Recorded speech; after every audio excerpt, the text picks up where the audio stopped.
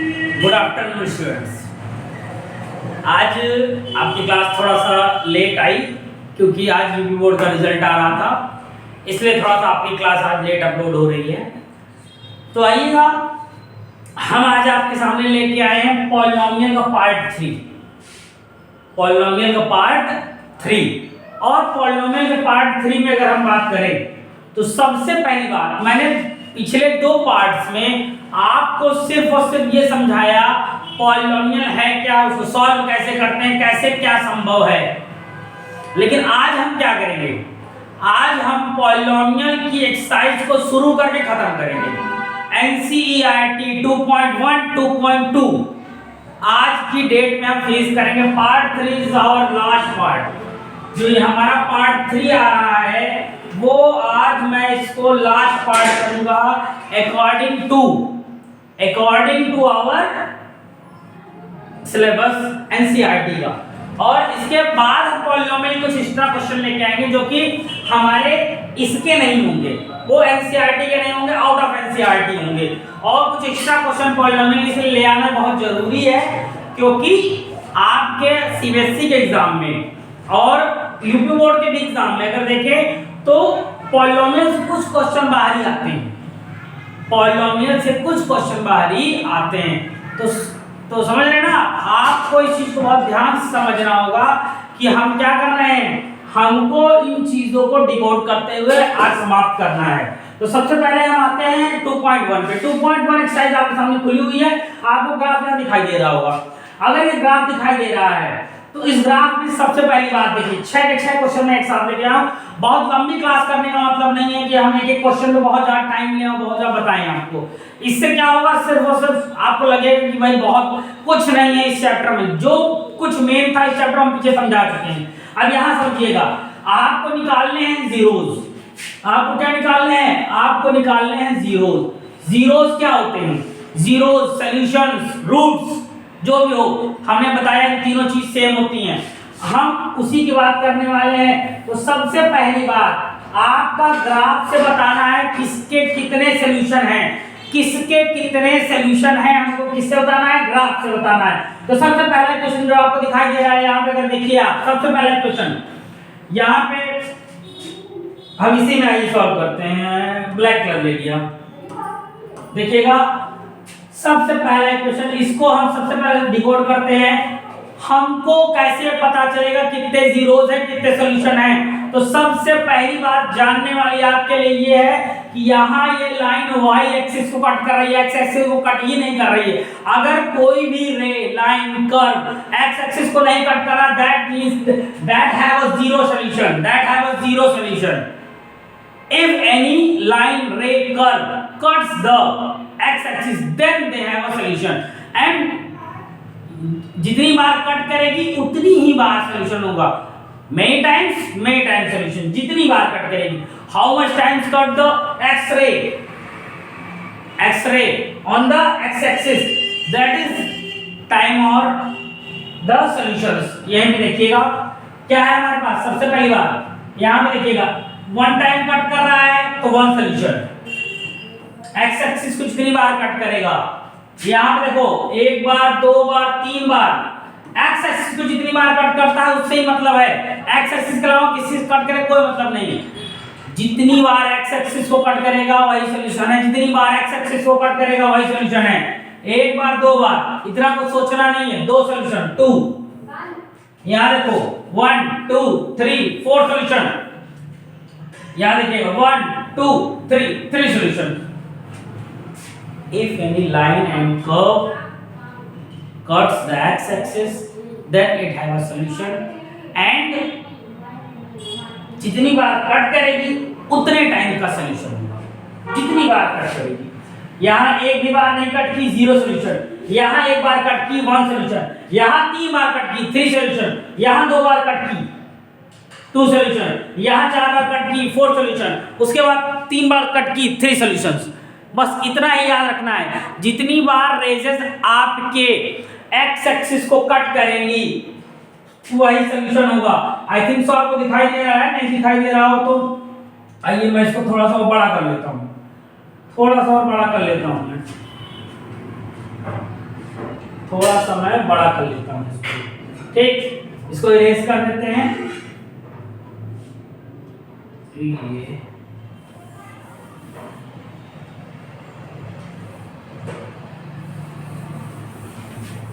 समझने का प्रयास करिएगा, बहुत ही आसान चीज है, बस थोड़ा सा समझ जाएंगे फिर से समझा रहा हूं, फिर से समझिए। यहाँ पे क्या है, एक भी बार आपको एक्स एक्सिस को नहीं कट कर रही है, एक भी बार नहीं कट कर रही है, that is mean it have a zero solution, it have a zero solution. एक भी बार नहीं कट कर रही तो जीरो सॉल्यूशन। यहाँ एक बार कट कर रही है वन सॉल्यूशन, यहाँ एक बार कट कर रही है वन सॉल्यूशन, यहाँ एक बार कट कर रही है वन सॉल्यूशन, यहाँ जीरो सॉल्यूशन। यहाँ पे देखिएगा एक बार, दो बार, तीन बार कट कर रही है, थ्री सॉल्यूशन। जितनी बार एक्स एक्सिस को कट करेगी उतना सॉल्यूशन, जितनी बार एक्स एक्सिस को कट करेगी उतना सॉल्यूशन। यहाँ पे देखिएगा एक दो, दो सॉल्यूशन। यहाँ पे देखिएगा एक दो तीन चार, चार सॉल्यूशन, एक दो तीन, तीन सॉल्यूशन। जितनी बार कट करेगी या टच करेगी, कट करेगी या टच करेगी, उतने ही सॉल्यूशन होंगे। याद रखिए, आपकी पॉलिनोमियल में सॉल्यूशन वाला एक ग्राफ का क्वेश्चन आता है, इस बार के भी पेपर में आया हुआ था, आप उठा के देख सकते हैं। वहां पे एक चीज बस आपको याद रखनी है कि अगर एक भी बार कट कर रहा है तो एक सॉल्यूशन, दो बार कट कर रहा है दो सॉल्यूशन, तीन बार कट कर रहा है तीन, चार बार कट कर रहा है चार, पांच बार कट कर रहा है पांच बार सॉल्यूशन, और एक भी बार नहीं कर रहा जीरो सॉल्यूशन। एक भी बार कट नहीं कर रहा zero solution. That is our prime substance.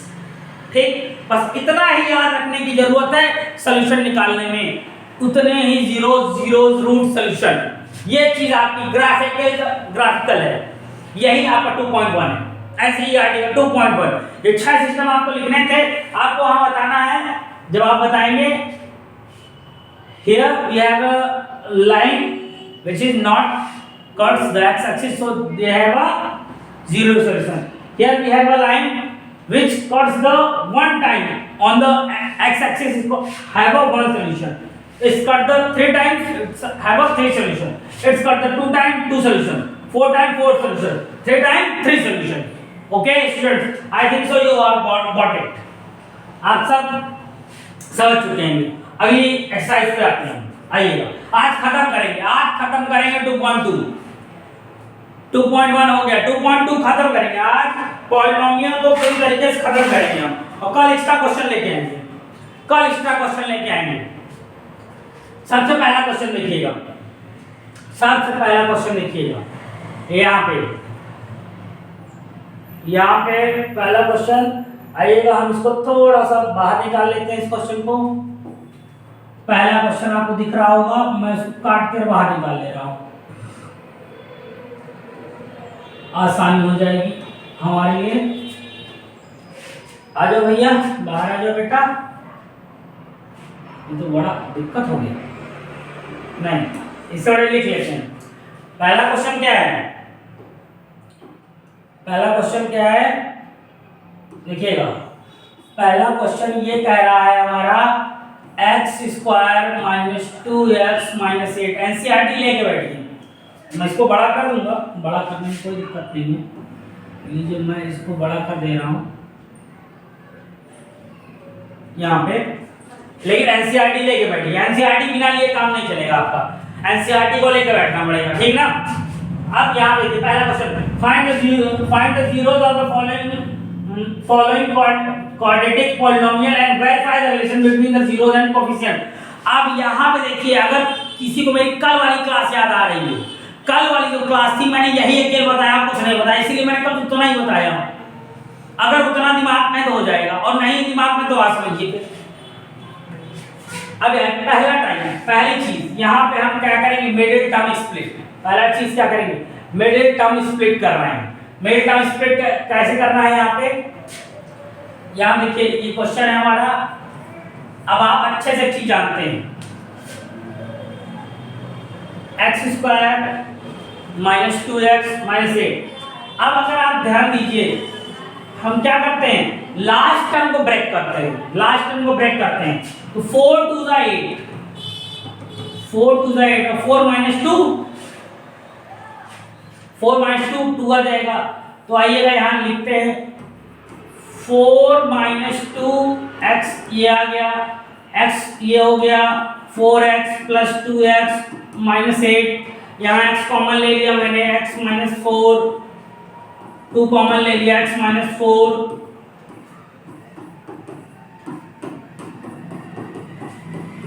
ये देखिएगा x minus 4 x plus 2, x minus 4 x plus 2, ये दो चीजें हैं, दो हमारे क्या आ गए, ये फैक्टर निकाले हम, इसको फैक्टर है ये। अब ये px होता है, जैसे मैंने कल आपको बताया था ये px होता है, तो एक बार हम x माइनस 4 को 0 के इक्वल करेंगे, ये आ गई वैल्यू, एक बार x प्लस 2 को 0 के इक्वल करेंगे, ये आ गई वैल्यू, ठीक। x की दो वैल्यूज आ गई, देखिए एक 4 आई, एक माइनस 2 आई, एक x की एक वैल्यू आई 4, एक वैल्यू आई माइनस 2, एक वैल्यू आई 4, हम क्या कहते हैं इसको, हम इसको अल्फा और बीटा कहते हैं ना, हम इसको अल्फा और बीटा कहते हैं, अगर आपको याद हो कल वाली क्लास में, ठीक। 4 और ये, अब हमारे पास इक्वेशन हमारा क्या है, इक्वेशन हमारा क्या है, देखिएगा x square minus 2x minus 8, equation हमारा x square minus 2x minus 8, ठीक ना, x square minus 2x minus 8। अब ध्यान क्या देना है, सबसे पहली बात हम यहाँ पे इसके बाद वाले जो स्टेप यहाँ पे करेंगे, देखिए इसको लिखने के बाद हमारे पास क्या है, x square minus 2x minus 8, ठीक, ये px है, और हमारा जो आइडियल इक्वेशन होता है px का क्या होता है, वो ax square plus bx plus c, by comparing we have a is equal to 1, b is equal to minus 2, c is equal to minus 8, इतना हमने निकाल लिया, इतना हमने निकाल लिया, इसको इतना हमने निकाल लिया, इसको हम साइड करते थोड़ा सा,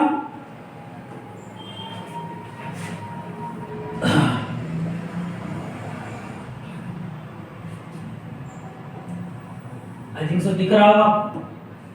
अब हमने इसको निकाल लिया, जब हमने यहाँ क्या कर लिया, अल्फा और बीटा वैल्यू निकाली और एबीसी निकाल लिया, इतना काम करना है पहले आपको, अल्फा बीटा निकाल लिया, एबीसी निकाल लिया। अब अल्फा बीटा एबीसी निकालने के बाद हमारे पास सबसे पहला क्या है, हमारे पास क्या है, अल्फा प्लस बीटा होता है, तो क्या बोलते हैं हम उसको, सम ऑफ रूट्स या जीरो जो बोलिए माइनस बी बाई ए, या इसी क्या बोलते हैं हम, alpha plus beta minus b by a. अल्फा की वैल्यू क्या है 4, बीटा की -2, बी की वैल्यू क्या है -2, बी की वैल्यू -2, ए की वैल्यू 1, ए की वैल्यू 1। अब यहां पे ध्यान दीजिए 4 -2 कितना आएगा 2, हियर आल्सो आर 2। पहला वेरीफाई हो गया, हमको जीरोस और क्या बोला मैंने, रूट्स और जीरोस के बीच में सॉल्यूशन को वेरीफाई करना था। दूसरा आइए करता हूं, product of zeros, product of zeros क्या है C/A, प्रोडक्ट ऑफ जीरोस क्या है C/A, या इसे क्या बोलते हैं alpha into beta C/A, alpha into beta C/A। Alpha की वैल्यू है 4, बीटा की -2, C की वैल्यू क्या है -8/1, -8 वेरीफाइड हैंस प्रूव। वेरीफाई क्यों करना है, वेरीफाई इसलिए करना है कि अल्फा और बीटा की अपनी वैल्यू और जो इक्वेशन में जो एबीसी की वैल्यू मिल रही है उसके अकॉर्डिंग हमको सॉल्व करके चेक करना है कि हमने जो सॉल्यूशन निकाला, जो रूट निकाला वो सही है गलत, हमने जो सॉल्यूशन निकाला, रूट निकाला वो सही है या गलत। इसलिए हमको वेरीफाई करना जरूरी है, वेरीफाई करना पड़ेगा, समझ रहे हैं आप? ठीक हो गया। ये इस तरीके से ये पहला क्वेश्चन था, ये पहला क्वेश्चन था। आइए अगले पे आते हैं। अगला क्वेश्चन है, आई थिंक सो समझ में आ गया होगा, इसमें कोई बहुत दिक्कत वाली बात नहीं। ठीक, अगले पे आते हैं। अगला है हमारा second question, 4s² minus 4s plus 1। ठीक, ये है हमारा। तो अब मैं इसको क्या करूंगा, फिर से फैक्टराइज करना है मुझको इसको मिडिल टर्म स्प्लिट करना है, मिडिल टर्म स्प्लिट करना है। अब मिडिल टर्म स्प्लिट में क्या करते हैं, फर्स्ट और लास्ट को मल्टीप्लाई करते हैं जब पहले वाले नंबर आता है। क्लास 9th में आपने इसको पढ़ा होगा क्लास 9th में इसको आपने पढ़ा होगा, इसलिए इसको बहुत बता नहीं रहा हूं मैं। यहाँ 2 × 2 4 हो गया, ठीक ना। आइएगा हम करते हैं 4s² 2 + 2s + 1, 4s² minus 2s + 1। ऐसा ही है, समझिएगा, ये ऐसा है सब। इसको 2s कॉमन ले लिए, मेरे पास s आया और यहाँ पे 1 आ गया पूरा का पूरा चला गया, या 2s आएगा, 2s - 1। उस तरीके से यहाँ माइनस कॉमन ले लेंगे तो 2s - 1, ये आया 2s - 1 और 2s - 1, इस तरीके से दोनों आ गया। ठीक, मल्टीप्लाई स्प्लिट करके अब हमको क्या करना है, इसको 0 के इक्वल करना है। 2s - 1 0 के इक्वल करेंगे। थोड़ा सा पेन की कलर चेंज कर लूँगा, नहीं चेंज हुई, चलो ये अब चेंज हो गई। अब यहाँ से थोड़ा सा कलर चेंज कर देते हैं, ये नहीं दिख रहा होगा ये कलर।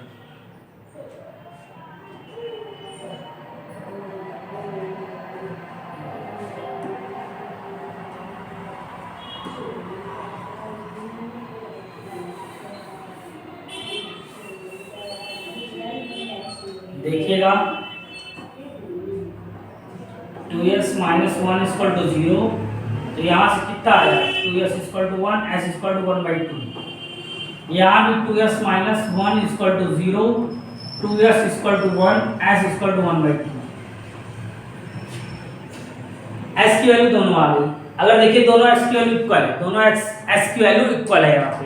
ठीक, s की वैल्यू दोनों इक्वल है। आई थिंक सो इसमें कोई दिक्कत नहीं होगी इतने में। अब जब आपने इतना कर लिया तो अब इसके आगे आप थोड़ा सा देखेंगे, यहाँ पे क्या करेंगे, PS =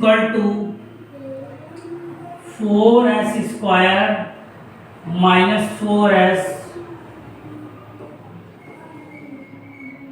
प्लस 1। अब जब हमने ये कर लिया 4s² माइनस 4s प्लस 1, तो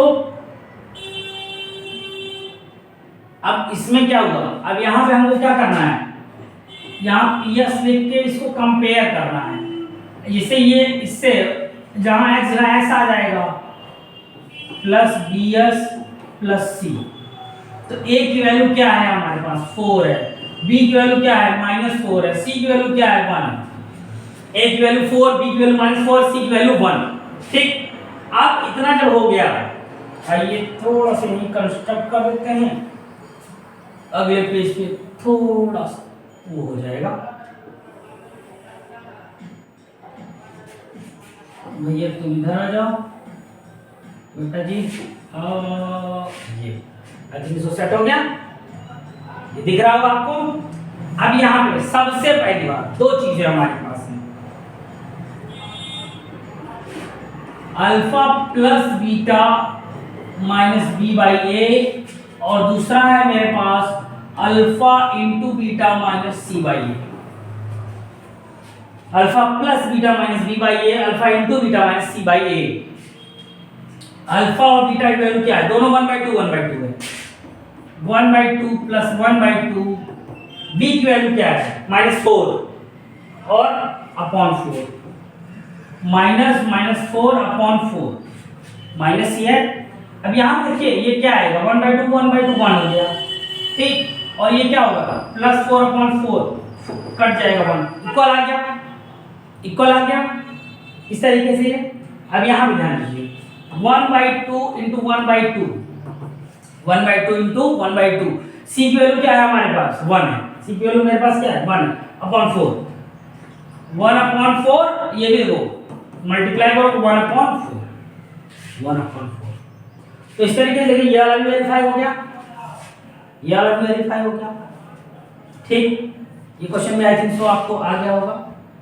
अब यहाँ पे कोई दिक्कत नहीं होनी चाहिए, क्योंकि देखिए जब आप ये वाला क्वेश्चन कर रहे हैं देखो है सब के सब इसी टाइप के, लेकिन मैं 2-3 क्वेश्चन आपको बता रहा हूँ। एक क्वेश्चन और तीसरा वाला ले रहा हूँ, तीसरा वाला ले रहा हूँ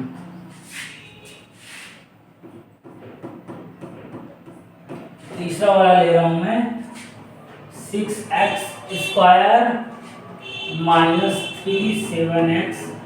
अब इसको थोड़ा नॉर्मल फॉर्म में कर लेते हैं, ये 6x² माइनस 7x माइनस 3 ये नॉर्मल हो गया। अब फिर से पहली बार 6 3 18 6 3 18। अच्छा ये 6 3 18 है तो 7 तो दिख नहीं रहा कहीं कुछ। अब यहाँ देखो अब एक चीज तो वैसे डायरेक्ट आपको दिख जा रही होगी। यहाँ हमने क्या किया, अगर मैं इसको 9 2 18 कर दूं, 9 2 18 कर दूं, क्या कर दूं 9 2 18 कर दूं, तो 9 2 18 में क्या हो जाएगा, ये हमको 9 - 2 मिल जाएगा। आइएगा x² माइनस 9 - 2x, ठीक।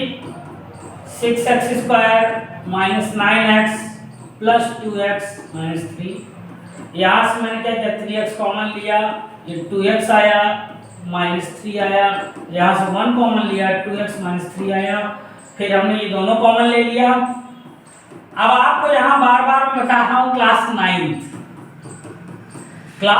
में अगर आपने ये टॉपिक ढंग से पढ़ा हुआ है, आपने मिडटर्म स्प्लिट वाला टॉपिक चैप्टर नंबर 3 एक्सरसाइज 3.3 आपने अगर ढंग से पढ़ा हुआ तभी आपको यह चीजें समझ में आ रही होंगी, क्योंकि उस चैप्टर की बड़ी वैल्यू है इस साल, क्योंकि यही चैप्टर नहीं चैप्टर नंबर 4 भी आएगा, अभी इसी मेरिट पे रहेगा वो, चैप्टर नंबर 4 भी इसी मेरिट पे रहेगा, लेकिन उससे पहले चैप्टर 3, ठीक।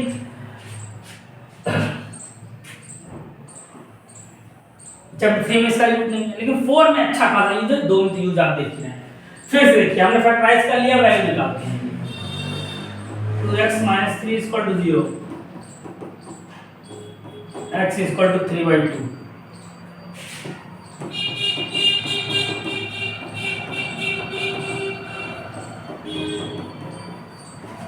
x की 2 वैल्यूज आ गई, जिनको हमने क्या कहा अल्फा और बीटा, क्या कहा अल्फा और बीटा, अल्फा 3/2 बीटा -1/3। अब यहाँ देखो इस इक्वेशन में ए बी सी की वैल्यू, अब यहाँ पे ही लोग गलती करेंगे, ए ये मानेंगे बी ये मानेंगे सी मानेंगे, लेकिन देखो जो रीअरेंज किया है उससे मतलब है, जो रीअरेंज किया है उससे मतलब है।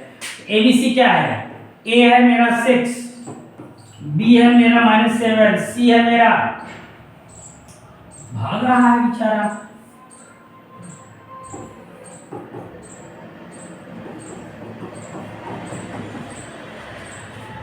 उछल्ले पल्ले पड़ रहा है।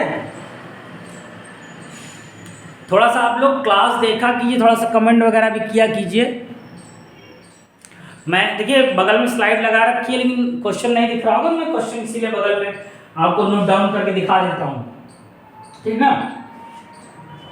तो ये हो जाएगा आपका। इसके बाद देखिएगा यहाँ पे क्या है, अब हमारे पास क्या है, फिर से alpha plus beta minus b/a, alpha into beta minus c/a। Alpha और बीटा की वैल्यू है 3/2 और बीच में -1/3, और इन दोनों की वैल्यू क्या आएगी, ए की वैल्यू 6 है, बी की -7 है, -+ 7/6। 7/6। अब यहाँ देखिए एलसीएम ले लीजिए आप, 3 2 जा 6, 3 ठीक ना, 2 3 जा 3 3 जा, यहाँ देखो 2 3 जा क्या है आपका, 2 3 जा 6, तो 3 का मल्टीप्लाई ऊपर 9, और यहाँ देखिए 3 2 जा तो 2 ऊपर गया 7/6। अगर देखो देखो 7/6 आ है, माइनस करेंगे आप 7/6 आ जाएगा। फिर से आइएगा ये वाला भी,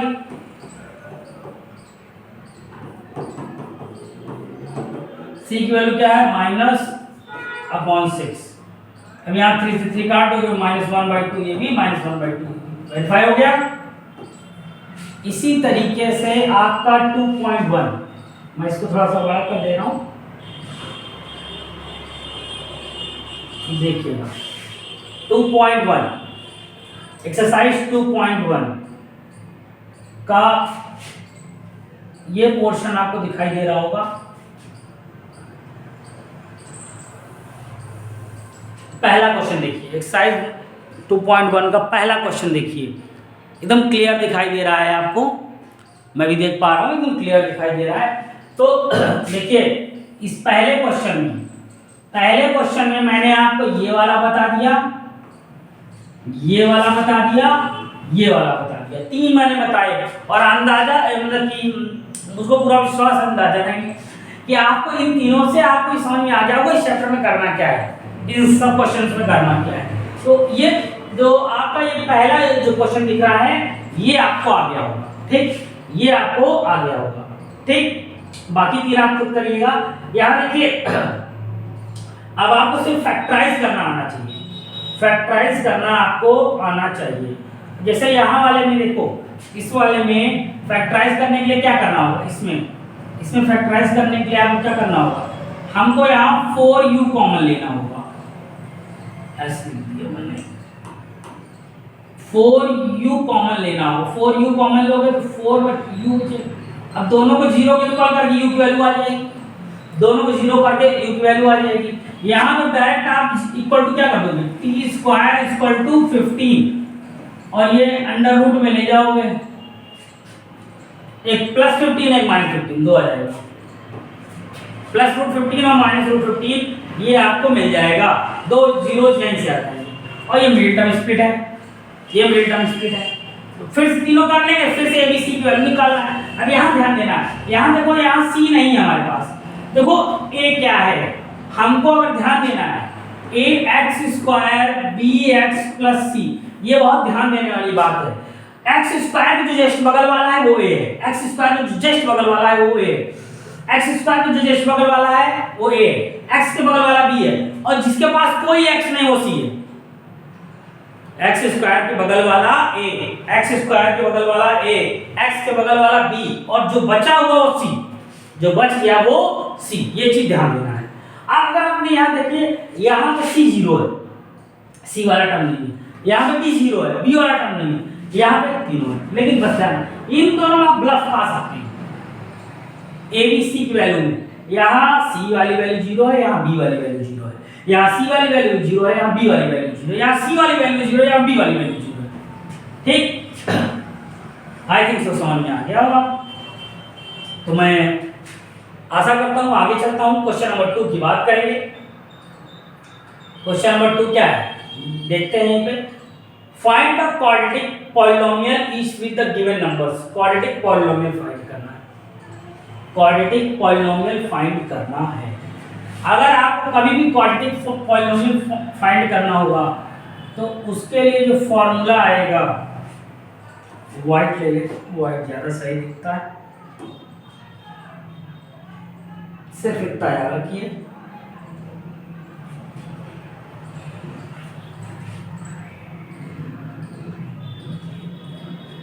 देखिएगा आपके लिए formula x² - alpha plus beta, alpha plus beta, थोड़ा सा पेन मोटा हो जाना चाहिए, ठीक ना।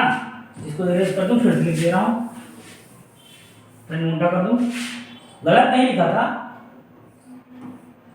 x² - alpha plus beta x plus alpha into beta equal to 0। This is your quadratic formula equation. This is your quadratic formula equation.